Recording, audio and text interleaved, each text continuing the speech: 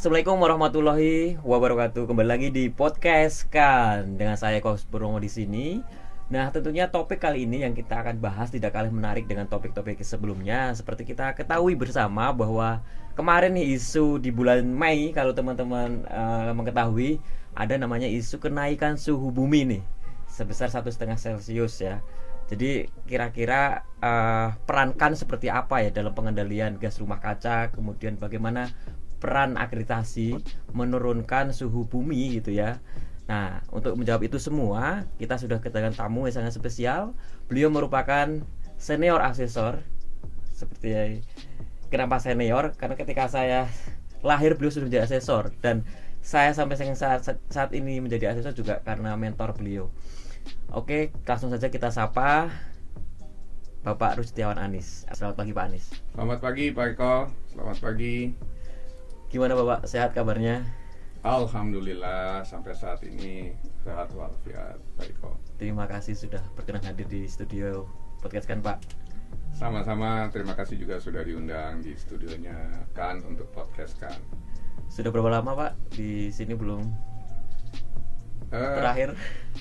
Ini pertama kali lagi bertandang ke kantor kan selama masa pandemik 2020, ya berarti hampir 2 tahun lebih melakukan assessment secara remote dan tidak pernah ke kantor kan.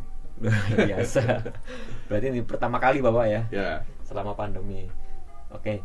Nah, selain itu kita juga kedatangan tamu spesial. Beliau merupakan koordinator bidang lembaga inspeksi dan lembaga verifikasi dan validasi. Beliau sering kita sapa dengan Bu Esti. Kita langsung sapa saja. Selamat pagi Bu Esti. Selamat pagi Pak Eko. Gimana, sehat? Sehat. Waduh, senyumnya luar biasa nih. Baik, rekan semuanya, seperti yang kita bahas tadi, kita pengen tahu nih, mungkin dari Pak Anis dulu ya. Sebenarnya apa yang terjadi dengan bumi kita nih Pak? Kenapa kemarin ada berita suhu bumi kita naik 1,5 derajat Celcius? Kira-kira itu faktornya apa gitu ya, sehingga bisa naik gitu? Iya Pak Eko, ini memang banyak publik banyak kurang paham gitu ya. Kita cuma tahu pemanasan global gitu, tapi apa penyebabnya begitu. Jadi pemanasan global sebenarnya sebagai impact, sebagai dampak. Penyebabnya adalah gas rumah kaca. Gas rumah kaca itu adalah gas-gas yang menyerap sinar panas. Kita tahu sinar matahari itu terdiri dari berbagai sinar.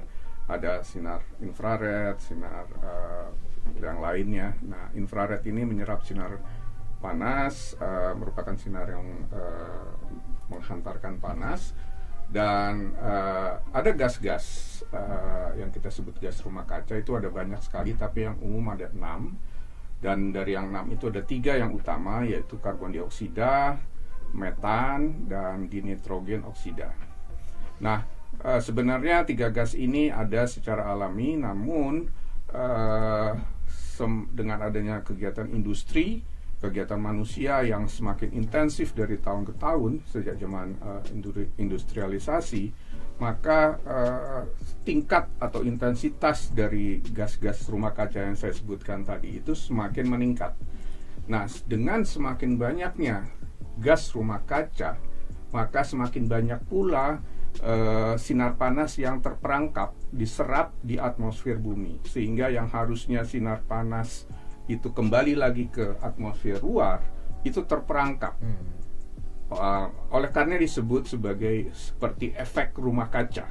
Ya, efek rumah kaca itu adalah efek atau dampak dari terperangkapnya gas-gas penyerap sinar panas di atmosfer bumi, sehingga suhu bumi meningkat. Ya, sebenarnya pada tahun 2015 dengan Paris Agreement targetnya adalah pada akhir abad ini 2100 itu maksimal adalah 2 derajat Celcius peningkatannya. Ya.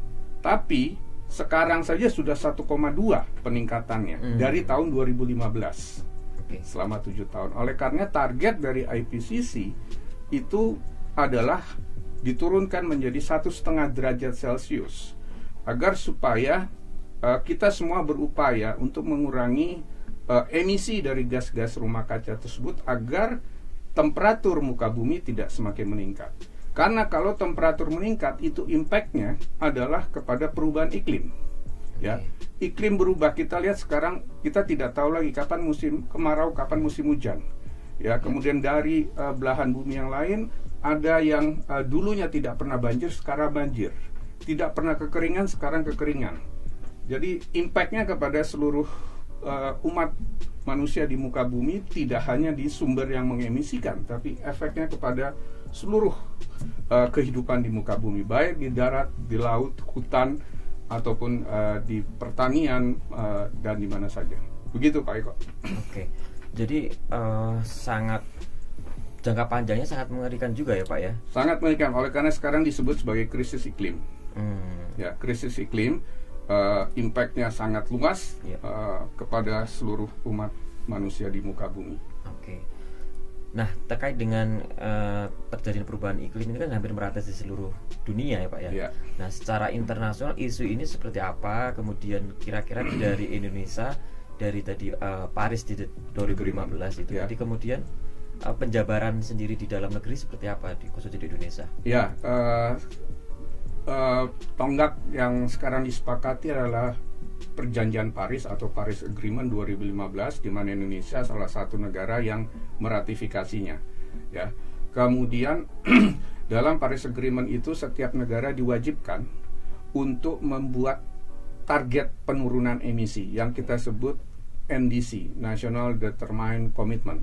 Ya, semua harus membuat, kemudian disubmit kepada badan di bawah PBB yaitu UNFCCC untuk meregisterkannya, dan Indonesia itu targetnya adalah jangka pendek 2030 Ya. Itu menurunkan 29% ya.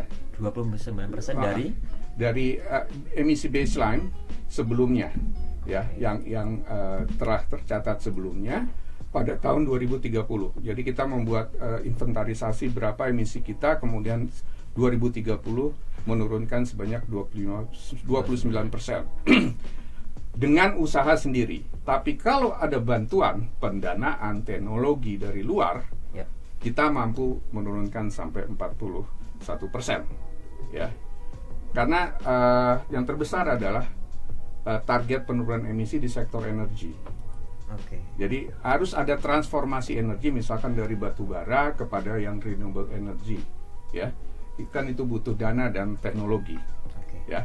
Nah, jangka panjang semua orang membuat target, semua negara juga untuk jangka panjangnya seperti kita kenal jargon sekarang net zero, ya, atau emisi nol. Ya. Antara emisi dan serapan itu berimbang. Itu kita membuat target pada sekitar tahun 2060. Kita mencoba menyeimbangkan antara berapa banyak diemisikan dan berapa banyak yang kita lakukan penyerapan atau offsetting, ya. Walaupun sebenarnya beberapa negara maju itu mendesak negara-negara itu harus membuat target net zero itu pada tahun 2050. Tapi kita bilang 2060 atau lebih cepat, ya. Karena kita masih mengandalkan batu bara, sedangkan transformasi energi dari batu bara sebagai sumber energi utama kepada energi yang lebih ramah lingkungan, yang energi terbarukan atau energi baru, itu butuh dana dan teknologi. Begitu Pak Eko. Kalau tadi jangka pendek tahun 2030 ya Pak ya, dengan 29%, tentunya kan ada program-program yang konkret ya tentunya. Betul. Kira-kira sampai dengan sejauh ini ya, Bapak kan juga berkecimpung juga expert di KLHK juga ya, selaku focal point terkait dengan lingkungan, isu lingkungan. Apa kira-kira program untuk Indonesia nih Pak? Khususnya kan kita tidak mungkin sendiri ya, satu kementerian gitu ya, bentuk-bentuk kolaborasi ataupun kegiatan lain. Ya, sebagai turunan implementatif dari NDC tadi, National Determined Commitment 29% atau 41%, tentunya itu masing-masing sektor itu diharuskan membuat program. Misalkan tadi di sektor energi. Tentunya focal point nanti SDM. SDM. Kemudian ada sektor pertanian, ada sektor industri. Walaupun itu relatif kecil, mereka membuat. Nah, itu semua sudah dibuat, kemudian nanti dilaporkan. Kita harus membuat laporan secara periodik ke UNFCCC selama periode tahun sekarang sampai 2030 bagaimana perkembangannya, ya. Nah, cuman yang terpenting adalah itu nanti disitulah peran verifikasi, ya, dan terutama verifikasi dan atau nanti validasi kalau ada project carbon offsetting yang bisa dilakukan, ya. Jadi sampai sekarang dasar hukumnya sudah jelas. Indonesia sudah menerbitkan Pak Presiden Jokowi pada akhir tahun lalu sudah menerbitkan peraturan Perpres, ya, Perpres 98 tahun 2021 carbon pricing atau nilai ekonomi karbon yang mengatur bagaimana pencapaian NDC itu dapat diterapkan, ya. Ada beberapa instrumen, ya. Paling tidak nanti dalam waktu dekat, karena sekarang sedang menunggu turunan dari Perpres tersebut, akan terbit peraturan Menteri LHK mengenai instrumen-instrumen untuk pencapaian NDC. Salah satunya misalkan dengan perdagangan emisi, ya, kemudian perdagangan karbon, ya, untuk carbon offsetting, carbon credit dan sebagainya. Kemudian juga dengan instrumen result based payment, ya, artinya pembayaran berbasis kinerja. Itu kita punya hutan, kita konservasi, dan itu mempunyai nilai karena hutan menyerap karbon. Ya, gitu. Benar Pak, saya tertarik ini. Mungkin kan di rumah juga pengen tahu tadi jual beli karbon kan kasarannya begitu ya Pak, ya, bahasa sederhananya. Ya. Nah, kira-kira kalau dijualnya itu kemana gitu Pak? Apakah ada yang mau beli gitu ya? Kan ini barangnya kan nggak ada gitu kan, ya. Kemudian hanya bentuk angka. Ya. Ya. Kok ada yang mau beli gitu loh? Ya, ya. Ini konsekuensi dari apa? Ya, gitu? itu menariknya sebenarnya. Jadi sebenarnya kalau di beberapa negara maju perdagangan emisi atau perdagangan karbon itu sudah lama berjalan, ya. Sebelum Paris Agreement juga sudah ada. Kita tahu waktu itu mekanisme sebelum Paris Agreement itu ada Kyoto Protocol, ya. Ya, Kyoto Protocol, kemudian sekarang digantikan dengan Paris Agreement. Jadi prinsipnya adalah memang karbon itu bukan seperti barang atau produk atau komoditi, gitu ya. Ini sesuatu yang abstrak, tidak ada, tapi dapat dihitung, ya, dapat dihitung. Jadi prinsipnya adalah nanti di dalam pencapaian NDC, misalkan let's say kita bicara perdagangan emisi dulu, ya, nanti kita bicara perdagangan karbon. Nanti dan saat ini Indonesia sudah menerapkan, sebenarnya tahun lalu sudah menerapkan pilot project perdagangan emisi untuk satu sektor, pembangkit listrik, khusus batubara, PLTU batubara, ya. Nah, sekarang tahun ini adalah tahun penerapan, di mana nanti setiap PLTU itu akan mempunyai batas atas emisi ditentukan. Berapa ton CO2 ekuivalen yang diemisikan per kWh listrik yang dihasilkan. Jadi ada semacam baku mutu atau kita sebut dalam konteks ini adalah batas atas emisi. Nah, setiap baik ini pembangkit milik BUMN, PLN atau swasta, ya, terkena aturan ini. Nah, pada selama 1 tahun nanti dihitung apakah dia melampaui batas atas itu atau berada di bawah. Kalau dia berada di batas atas emisi, berarti ada kelebihan dari yang diperbolehkan. Dia harus kompensasikan kelebihan ini dengan cara membeli dengan yang pembangkit yang berada di bawah, mempunyai kelebihan, surplus. Dia surplus ini jual kepada yang exit, yang berlebih, ya. Jadi terjadi perdagangan antar satu PLTU dengan PLTU lain. Itu satu hal. Atau disediakan nanti bursa karbon, ya, bursa karbon. Jadi bukan antara bisnis to bisnis, tapi yang kelebihan surplus karbon ini akan menjualnya kepada bursa melalui bursa nanti yang butuh membeli dari bursa karbon, ya. Itu yang sekarang yang dalam waktu dekat sudah diterapkan, walaupun sekarang masih menunggu peraturan menteri yang mengatur tentang bursa karbonnya sendiri. Tapi penghitungan emisi untuk sektor pembangkit listrik batu bara itu sudah berjalan sekarang. Ya, menariknya adalah satu instrumen lagi, nanti ada tax. Apa itu, Pak? Pajak karbon. Oke. Sudah ada aturan Menteri Keuangan mengenai itu. Ya, artinya nanti kalau stoknya habis, misalkan nggak ada stok nih, ya, dia tidak bisa yang punya kewajiban mengurangi itu tidak bisa membeli langsung kepada PLTU lain atau melalui bursa, maka dia harus mengkompensasikan dengan membayar tax. Jadi istilah carbon trade or tax. Jadi pilihannya mau dipajakin atau mau beli. Iya, betul. Jadi mekanisme harga berperan penting. Nanti ini menarik sebenarnya. Iya. Gitu. Ya, menarik sekali ya. Jadi apa namanya? Kalau kita lihat ada dua hal yang penting, Pak ya. Di situ bagaimana pemerintah mendorong dari sisi ekonomi ya, dari sisi keuangan tentunya.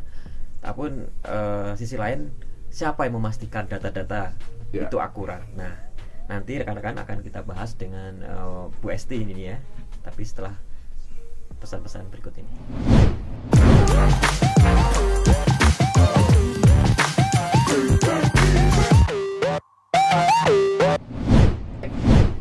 Oke, kembali lagi rekan di podcast kan. Nah, tadi seru sekali kita diskusi dengan Pak Anies ya, semangatnya luar biasa nih.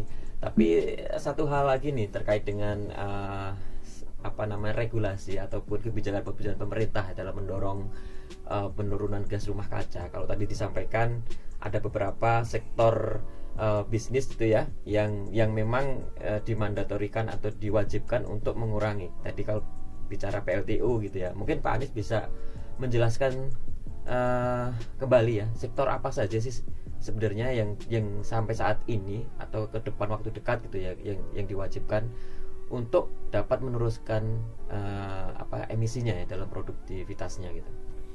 Ya, baik Mas Eko. Tadi saya jelaskan karena sektor prioritas sekarang utamanya adalah sektor energi ya, yang mengkonsumsi fossil fuel. Next kelihatannya dan juga itu di belahan dunia lain adalah utamanya kalau di sektor industri, utamanya adalah industri yang mengkonsumsi energi yang besar. Jadi energi intensive industry. Ya, kita tahu ada pabrik baja, pabrik alumina dan berbagai pabrik-pabrik atau industri yang memang konsumsi energinya besar. Karena sekali lagi sumber emisi terutama itu sumbernya adalah dari penggunaan energi di industri. Salah satunya. Di samping nanti juga ada sekarang ada isu baru juga selain itu adalah metan ya, metan itu juga penting. Jadi tapi saya tidak tahu karena ini pemerintah sedang menggodoknya mengenai penentuan batas atas emisi untuk sektor industri. Tentunya nanti KLHK akan berkoordinasi dengan sektor yang terkait, terutama adalah Kementerian Perindustrian.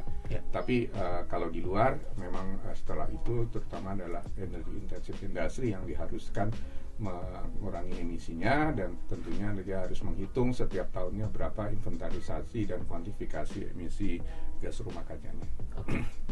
Baik, jadi kalau tadi kita bicara terkait dengan mandatori yang dikeluarkan oleh pemerintah, tentunya kalau tadi Pak Anies menyampaikan bahwa ada perdagangan karbon ya, tentunya ada kemungkinan juga tidak hanya difasilitasi atau bentuknya mandatori, tapi juga ada yang sifatnya itu B2B Pak ya. Jadi misalkan perusahaan di dalam negeri kemudian mau ekspor, itu juga ada tekanan-tekanan mungkin dari luar terkait dengan isu lingkungan ini ya. Nah, kira-kira sejauh ini seperti apa perkembangan terkait dengan penurun gas rumah kaca dalam rangka perdagangan ekspor nih Pak? Ya, begini Mas Eko, karena begini, karena semua organisasi terutama yang korporasi yang worldwide internasional itu sekarang sudah mulai menghitung, melaporkan, dan bahkan membuat komitmen bahkan sampai 2050 mereka ingin net zero atau karbon netral begitu ya. Nah, yang dihitung bukan hanya emisi langsung, tapi juga emisi tidak langsung. Emisi tidak langsung itu ada yang upstream, jadi asal usul bahan baku yang dia peroleh, sama downstream. Downstream itu setelah saya menghasilkan produk, ya, produk saya digunakan oleh konsumer itu juga menghasilkan emisi. Ya. Jadi sebagai contoh, buyer requirements itu sekarang sudah banyak dimintakan karena kita kebanyakan menghasilkan produk barang mentah atau produk intermediate, di mana produk kita dibeli atau kita ekspor keluar untuk diolah menjadi barang atau produk jadi. Beberapa industri yang ada di Indonesia yang saya dengar sudah mulai harus menghitung emisi gas rumah kacanya dari proses ekstraksi material sampai menjadi produk setengah jadi kemudian diekspor.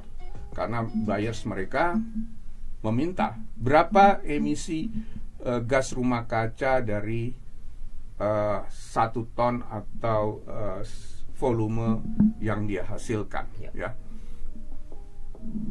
Tren berikut seperti ini nanti hitungannya adalah masuk ke dalam skema carbon footprint of product. Jadi kalau tadi kita bicara ada carbon footprint of organization, ya berapa emisi gas rumah kaca dari satu organisasi terhadap seluruh kegiatan dan produk yang dihasilkan. Tapi kalau untuk tipe kedua adalah carbon footprint of product. Untuk menghasilkan satu volume produk, apakah ton, kilo, itu berapa emisinya? Ya. Jadi kepada footprint dari satu produk, nah kemudian ini dibutuhkan oleh buyers untuk menghitung emisi tidak langsungnya, ya, dari ekstraksi material atau bahan baku yang dia gunakan.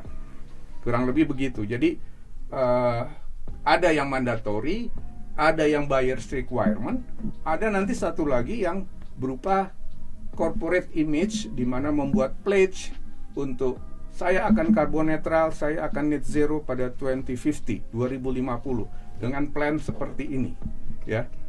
Semua itu membutuhkan adanya verifikasi maupun validasi dari pihak ketiga yang independen untuk menunjukkan bahwa pledge Anda, komitmen Anda itu on the track. Begitu. Oke, tadi berulang-ulang Pak Anies mengatakan bahwa terkait dengan data. Nah,